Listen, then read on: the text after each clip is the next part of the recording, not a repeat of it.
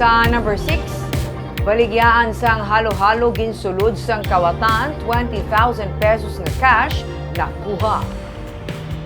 Nakabato na lang sa tawag gikan sa tag-iya sang building si Glenn Montero nga ginransak ang iya ginapanag-iyahan nga kalan-an sang halo-halo nga Calle Luna. Natukiban sa mga construction workers sa tupad nila sa may biya sa Kino Drive sa Barangay Villamonte sa Bacolod nga utod nga ang grill sa bintana kag ginutod man ang screen kaina sang aga. Sang pag-abot ni Montero, iya ginusisa ang kalan-an kag iya natukiban nga nadula ang petty cash sa cash registry nga halos 20,000 pesos. Ang tablet nga gintinguan sang kawatan nga dalon nabilin pa sa lamesa kag pati ang isa ka speaker nga nagabalor sang 16,000 pesos ang missing man.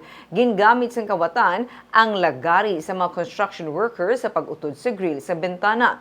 Ginpatay man sang kawatan ang main switch sang kuryente para hindi maggana ang mga CCTV camera sa sulod sang kalan-an. Ginpablotter na nila ang insidente sa Police Station 4 sa Bacolod kag ginausisa na sang PNP ang insidente. Duha ka semana ang nagligad, ginsulod man sa mga kawatan ang baligyaan sang lechon sa unhan lang sang baligyaan sang halo-halo.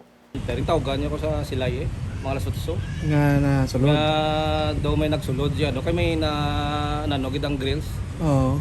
Di nagdidali ko di. Ano na nagkaladula sulod? Ang amon pitikas kaya ano nga mga coins nga ano, mga 20 mil. Petty cash? Oo. Cash gina tanang gabay. Cash gina tanang. Mga pagkabutang? Ang tablet sa POS namon nadala pero nalipatan nila sa may buho da. Wala nila madala? Way na nadala.